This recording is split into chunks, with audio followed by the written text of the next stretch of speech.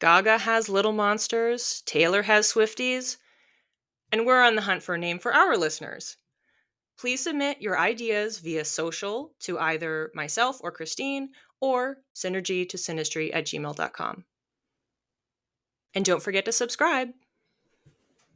On today's show, we have Lisa Caruso, who is the founder of Joy Well, a wellness lifestyle and consulting brand that blends her expertise as a visionary and strategist, stemming from 25 years in corporate PR and communications in luxury travel, wellness, and hospitality industries, with her mastery, passion, training, and lifelong practice in wellness and intuitive arts. If you ask me, she's kind of a big deal. A creative visionary and wellness expert, Lisa consults on and curates meaningful and impactful wellness experiences and programs. Lisa also guides and facilitates group retreats and private sessions, empowering clients to trust their own intuition and inner magic, manage their stress and energy, and live a more well-balanced and joyful life. Lisa is a certified Reiki master practitioner, breathwork facilitator, Nuurvana certified psychic intuitive, and a lifelong clairvoyant. Lisa, we're so excited to have you here today. Welcome to the show. Thank you, Renee and Christine. I am so excited to be here and honored to be your first guest. Yay, we love Yay! that. I just have to say, though, before we start, with a name like Lisa Caruso, is she even Italian? Nah. But we're all Italian here. We are. And I would like to point out to the listeners that we mentioned in one of our episodes that Renee is a 3-5 manifesting generator. So is Lisa. So the conversation today is going to be juicy and flowy, and I feel like it's going to bounce around a little bit. So buckle up and enjoy. Lisa, first question that we have for you is, how did you get into wellness? My journey to wellness started very young. I was intuitive as a child, and I saw visions. I saw people who had passed. And to be honest, at that age, I assumed every child had this experience. So it wasn't something I talked about. It wasn't something that I even paid any attention to. It was just a natural state of affairs. I went to college. I was the first person in my family to go to college. And was a little unsure of where I wanted to focus, what I wanted to major in, what I wanted to do. I sort of accidentally landed in public relations. I lived in Florida at the time. I worked in a small agency.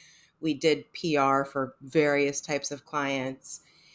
And then I eventually transitioned in-house into a golf and spa resort in Florida, and found myself very drawn to the wellness side of things, and the spa in particular, creating programming for the spa, bringing in experts, bringing in spa media, hosting wellness weekends. And it really lit me up. And frankly, at the time, I thought I was simply lit up by being in this line of work, being in the hospitality industry at that point. Intuition, as we all know, speaks to us 24/7. But I really wasn't as tuned into it as I had been as a child. I came to New York City for the first time, and I came here for work in the late 90s. I was standing under a heat lamp in a blizzard at the Roosevelt Hotel at the time. I was here to do media appointments. And I suddenly had this overwhelming feeling that I was home. And I knew in that moment, like I still get chills when I tell that story. I knew in that moment I was going to live in New York City. And I had no family here, no connections. Like logically, it made no sense. But I knew it was my intuition because I just trusted it. And at that time in my life, and for many years thereafter, I was very analytical. Like everything that happened, every question, every decision I made was all about tearing it apart. Every possible iteration, solution that I could come up with. And the fact that I just accepted that information in that moment in a blizzard, I just knew. I went back to Florida and I thought, okay, like, how do I put this in motion? Eventually you have to take action to bring desires to life. So I had a lot of PR agencies in New York that I worked with that represented us in New York. So I just started having conversations with people and started exploring, like, what would that look like? And I will say it's just that intuition that sort of like quelled the need to figure it out. And 9/11 happened. And it was really interesting because of course, the tragedy of 9/11 is without saying. And it didn't scare me. There was always this voice that's like, it'll happen when it's time. There was a part of me that was getting anxious, and my anxiety was getting the better of me because I'm like, well, now I know, and I know I'm moving and I want to do this. And like, when is it going to happen? I remember living with one of my girlfriends, and her boyfriend at the time was moving in with us. And so it was time for me to move out, right? I did not have a perspective, anything in New York at this time. It was December of 2002. I marked my boxes going to storage, NYC. I put them in storage and I knew it was 6 months. I moved in with my parents May of that year. I interviewed with a PR agency and I moved to New York City on June 30th of 2003. Just a great example of trusting your intuition, but just being so guided by it in such a big picture sense. We tend to think, and a lot of stories that Christine and I have talked about in this podcast are one-off events. You have some sort of information, you don't understand where it's coming from tied to that. But this was a very big life decision, moving how many miles away? Thousands of miles away. I did have a question about this connection with New York. So, had you only felt or experienced this knowing that first time that you went, and it had never crossed your mind prior to physically being in New York? So New York City was like certainly on like the bucket list to visit, but I'd never even considered moving. I knew I didn't like Florida. I was not, my parents are both from Italy. I was born in Canada. We moved to the Florida when I was a child. I hated it from the beginning. I love the beach. I love the ocean. I love it now because I can visit and have that moment and then leave. But I just never loved the lifestyle. I feel like it's just perfect for like the energy of our podcast. We were just going about our day and then realized we had this gift. So I love that. So you had these experiences that led you to New York. You knew you wanted a bigness of things. You had this intuition that you were following blindly. And then how do you end up getting into Reiki or energy work from this beginning? I spent most of my career in the PR world, mainly in PR agencies that specialized in luxury travel, hospitality, and wellness. We would go to the spa, and I would find myself journaling about the energy of the place and what mosaic tile I liked. And I remember thinking, like, why do I care? Like, why can't I just enjoy? Why do I care about the decor and the energy and how I feel and all of these things? And eventually I moved to going back in house in New York. And I was at a luxury hotel here in the city with a spa. We started offering Reiki at the spa in this hotel. And I met with the woman who would be providing the Reiki treatment because honestly, I had no idea what Reiki was. But in hindsight, I went to Massage Envy, and my massage guy had been like early certified in Reiki. So like there are many levels of becoming a Reiki master. And he had like Reiki 1, maybe Reiki 2. And he would do massages with me. And he's like, I'm just going to do some energy work with you. And so when we started to offer it in the spa, and I, from a PR marketing standpoint, needed to understand what it was so that I could best support it, I found myself telling the practitioner that I had been researching how to study Reiki. Literally the next day, she emails me with these resources to start studying Reiki. I'm sitting at my desk saying yes, and my brain is like, what is the rush? Like, you're going to Hong Kong. But I found myself going to my Reiki 1 first level training. It was a full weekend. I arrived Friday night, and I knew that night intuitively that I would be a Reiki master. Give a quick overview of either what you learned from that or just what Reiki is for the listener who has no exposure to it. So Reiki is a Japanese energy healing modality. Meditation is one of them, breath work, aromatherapy. I mean, there are various, and they all activate the calm side of your nervous system, the parasympathetic side. As humans, we are defaulted in fight or flight. Our brain and our nervous system is always in protection mode, which is a very constricting way to go about life. When our parasympathetic nervous system is activated, it literally balances your energy, helping to sort of unravel the tension, unravel the stress and the anxiety, if you will, that lives in the physical body, but also in our energetic body. We are all energy. Like, this is literally a meat suit.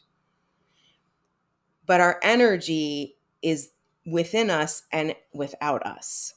We're working with clients physically, so there may be like hands-on therapy. But if I'm sensing that there's a block or a need to move energy somewhere in the energetic body, my client may feel me hovering over them because I'm there, but I'm working in different layers of their energy. And this, for me, has been intuitive. I learned very quickly in Reiki that my intuition and my psychic ability was what was activated when I shared Reiki. It's how I see energy. It's not what you study in Reiki, if that makes sense. Many Reiki masters are also clairvoyant, intuitive. They actually see the organs or the chakras or like what needs to be what's blocked and what needs to be moved. For me, I see it psychically. And the more I've practiced Reiki, the stronger that becomes. I think the turning point for me was like this profound experience I had with Reiki as a client. I had a cat for 17 years, Chloe, who was a soulmate in this life. She grew up with me, basically, moved to New York with me. Her passing was one of the most spiritual experiences I've ever had. She passed in my arms in the middle of the night. I saw her soul leave her body. And I didn't remember in the moment that I said to her, my Nonna, who was also one of my soulmates in this life, that she'll take care of you. You'll be with Nonna. But that weekend, I booked a massage and I said, I'm not really in the mood for deep tissue. I'm very sad. I just need something more nourishing and more supportive. So he mainly did Reiki. And as I was in session, I saw Chloe, fluffy gray cat that she was, all healthy with her little red heart collar on. And then I saw my grandmother walk over and stand next to her. And I remembered in that moment what I had said to her as she was passing. The depth of that healing in that moment was inexplicable. And in some ways, it's so challenging to explain to people the benefit of energy work because you can't explain those moments. It provided me closure and a sense of peace that I didn't even know I needed. And then I started my own Reiki training journey. And as a Reiki master, a breathwork facilitator, and really tuning in to my intuition, allowing that to guide the session, allowing whatever comes up to come up. Sometimes people who've passed are in the room and they have messages. Honestly, just being able to travel the world and see other cultures and be exposed to other modalities and other environments, other energy has all been like such an intricate, beautiful way that was meant to be so that I could launch Joy Well and be a practitioner and create programming and be consultant, like, and do all the things. Full disclosure for the listener, Lisa is my Reiki practitioner. And after listening to your story, it sounds like what makes your Reiki slightly different, and if you ask me, special, is that you have the intuitive knowledge to bring in other aspects of your skills when and if necessary. So, for example, both Lisa and I came to one session separately thinking about possibly doing breath work. And after the Reiki session, Lisa brought it up and was able to curate a breathwork plan that kind of worked with my Reiki. And we're still doing it now. And I have to tell you, it's incredibly supportive. Do you want to give you the opportunity to kind of expand on what makes your flavor of Reiki so special for the sitter? Well, thank you. I appreciate that live testimonial. We are all our own healers and we all have our own special sauce. Given my background and given my own journey and how I've shifted my own way of being and still shift on a daily basis because there's no destination, the fact that I'm able to intuit what my client may need, like I work with clients very intentionally.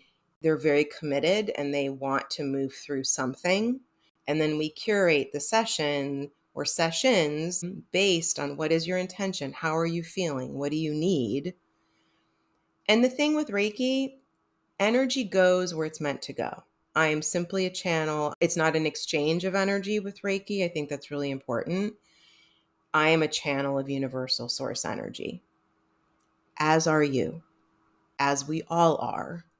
Part of being trained in Reiki gives me the tools to ensure that I can be clear and hold that space and hold the intention for all of my clients. Whether it's stress or anxiety or otherness or value and worthiness that they're struggling with, or grief even. And it's like unraveling that tense energy and helping them sort of be with it and respond to what's happening in life versus constantly reacting. If you've never run a marathon or done Ironman, you don't go to the gym tonight and you're like first in line tomorrow. Similarly, energy is the same. And especially because we're in fight or flight, we're always in this sort of tense state of being because we feel like we have to be in protective mode. So this work helps to loosen the grip and I can take a breath and I can be present and I'm okay. And the goal is never to bypass emotions and pretend you don't feel what you feel, because our feelings are actually the reflection of what's going on.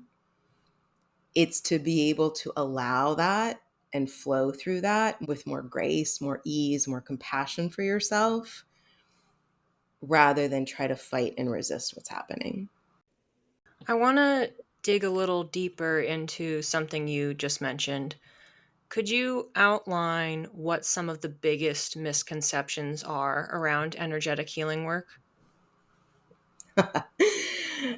It's more in the woo category. It's not as mainstream as massage, facial, yoga, Pilates. Not like other modalities that, you move your body, you address mental health. Like, there are other things that are more mainstream. So I think it's a little bit more elusive for people because it's not hands-on necessarily.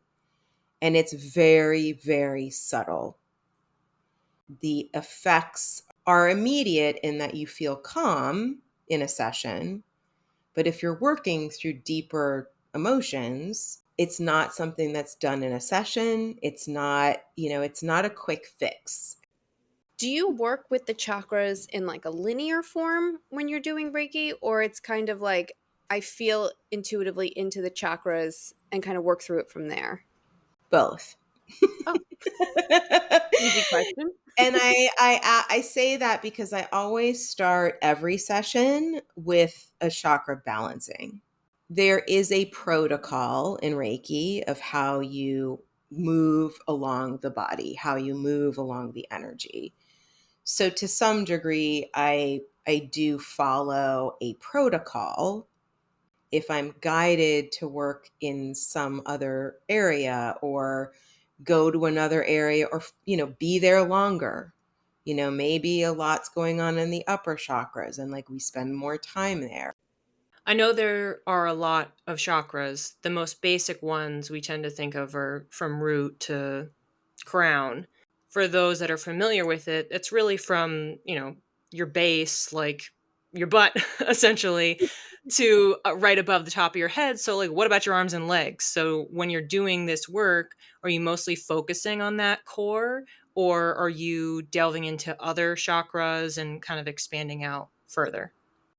It's not linear by any stretch of the imagination, but if I'm working with someone and I'm in there working in their heart chakra, but at like, level 4 of their heart chakra, I'm working in the corresponding chakra of their energy, if that makes sense. And that doesn't mean there's a chakra there. It's just there's levels.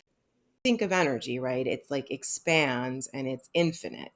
What is like the coolest experience that you or a client has had during any one of your sessions? Reiki, breath work, anything that you want to highlight?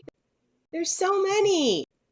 I'm a channel. I don't remember things. I take a lot of notes during a session so that, if I'm getting information, somebody who's passed comes through for someone, we can brief at the end. But when that lands and that resonates, I have a visual and they had the exact same visual in the session, or they see the same color that I'm seeing. Like it just is like this evidence of the oneness of it all and like the unity of it all that I think is really beautiful. How can listeners engage with energetic healing in their everyday lives? Either they've just had a session or they're doing their own energy work. What's your advice? I love this question because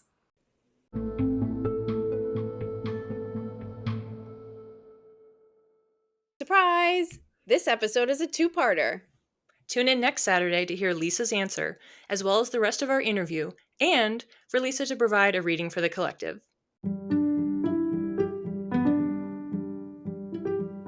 Thanks for listening. If you'd like to learn more, the resources we used to prepare for this episode are listed in the show notes. You can reach me, Christine, at Channeled by Christine with one L on Instagram. And you can reach me, Renee, at _read by Renee, or connect with both of us via email at synergytosynastry@gmail.com. Keep your spirit curious and your aura sparkling. We'll see you when the stars next align.